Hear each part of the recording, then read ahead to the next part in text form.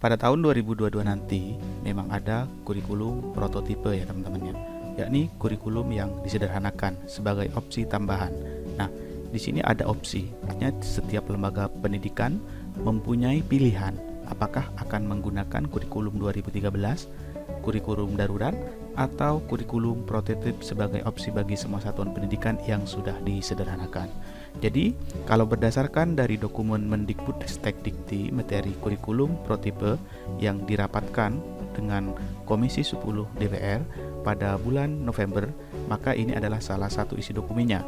Jadi kalau kita lihat di sini, maka ada beberapa riwayat perjalanan bagaimana proses perubahan kurikulum nanti itu terjadi. Pertama, ini adalah pra-pandemi. Jadi pada pra-pandemi kita memang menggunakan kurikulum 2013 atau kurikulum KTSP. Setelah itu pandemi 2020 hingga 2021, maka kita menggunakan kurikulum 2013 dan kurikulum darurat atau kurikulum yang disederhanakan. Kemudian pada pandemi 2021 dan 2022 sebenarnya kurikulum prototip sudah dibuat oleh Kemendikbud, tapi itu diimplementasikan di beberapa sekolah penggerak atau SMK. Jadi pada kurikulum 2021-2022 sebenarnya sudah ada beberapa opsi ya teman-teman ya. Pertama adalah kurikulum 2013, kurikulum darurat, dan kurikulum prototip di sekolah penggerak dan SMK.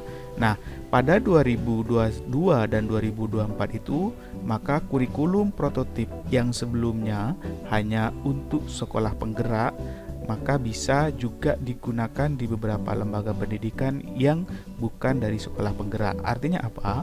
Pada 2022 nanti dan 2024 kita akan mempunyai 3 opsi kurikulum teman-teman. Pertama, kita bisa menggunakan kurikulum 2013, yang kedua kita bisa menggunakan kurikulum darurat, dan yang ketiga kita bisa menggunakan kurikulum prototip sebagai opsi bagi semua satuan pendidikan. Jadi pada 2022 nanti memang ada kurikulum prototip yang sifat dan karakteristiknya akan sangat berbeda dengan 2013 dan kurikulum darurat.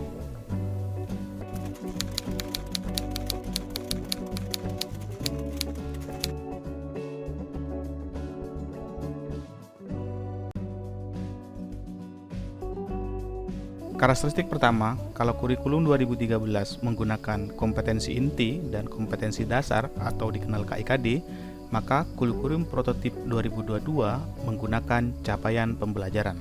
Ini adalah salah satu contoh dari materi bahasa Indonesia antara kurikulum 2013 yang berupa KIKD atau kompetensi inti dan kompetensi dasar dengan kurikulum prototipe yang nanti akan berubah menjadi capaian pembelajaran.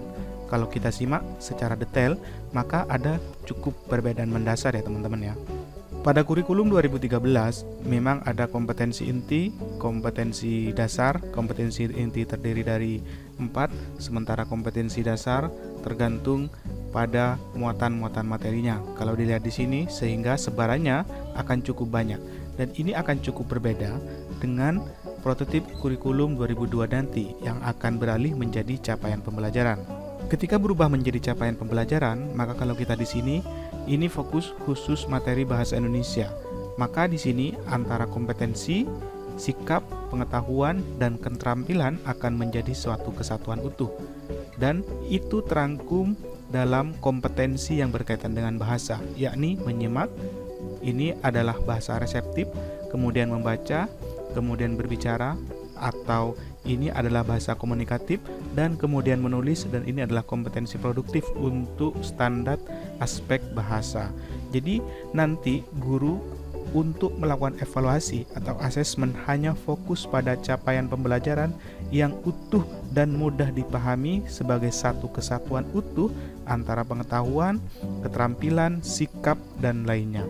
Jadi ini salah satu perbedaan dasar antara KIKD atau kompetensi inti dan kompetensi dasar pada 2013 yang cukup banyak, kemudian ketika beralih menjadi capaian pembelajaran, maka itu menjadi lebih simpel dan menjadi lebih mudah dicerna. Yang kedua adalah menekankan pembelajaran berbasis proyek. Ini adalah salah satu karakteristik pembelajarannya, di mana pembelajaran proyek itu ada mulai dari PAUD, SD, SMP, hingga SMA dan SMK. dengan porsi dan jam yang berbeda. Khusus PAUD, pembelajaran berbasis proyek untuk penguatan profil Pancasila itu melalui kegiatan perayaan hari besar dan perayaan tradisi lokal.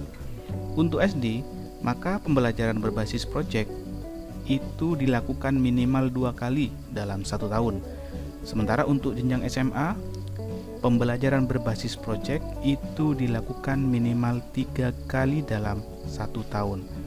Dan untuk SMA, pelajaran berbasis proyek itu minimal 3 kali dalam 1 tahun dan menulis esai ilmiah sebagai syarat kelulusan.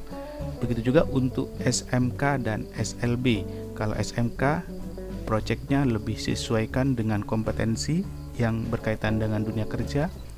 Kalau SLB disesuaikan dengan karakteristik lembaga di mana SLB itu ada. Kenapa kurikulum prototip 2022 ini menjadikan model pembelajaran berbasis proyek sebagai salah satu karakteristik utamanya? Paling tidak ada beberapa hal. Pertama, dengan proyek anak akan belajar menginvestigasi, anak akan belajar mengeksplorasi, anak akan belajar mensintesis, anak akan belajar menganalisis, dan anak juga akan belajar menilai.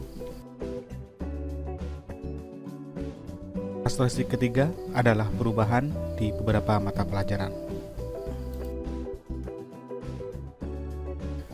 Inilah beberapa bentuk pola perubahan di mata pelajaran pada kurikulum prototip 2022. Yang pertama di jenjang SD.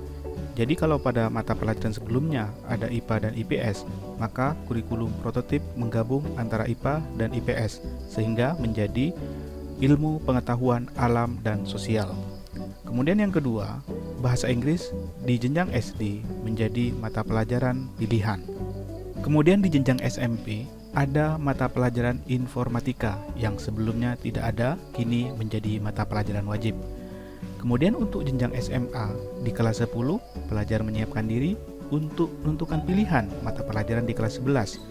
Dan di kelas 11 dan 12, pelajar mengikuti pelajaran dari kelompok mapel wajib dan memilih mata pelajaran dari kelompok MIPA, IPS, Bahasa Indonesia, dan keterampilan vokasi sesuai bakat minat dan aspirasinya. Perubahan yang terjadi di jenjang SMK adalah persentase kelompok kejuruan yang meningkat dari yang sebelumnya 60% menjadi 70%. Kemudian di jenjang SLB sama seperti biasanya, jadi capaian pembelajaran khusus dibuat hanya untuk yang memiliki hambatan intelektual. Tapi kalau tidak, maka jenjangnya sama.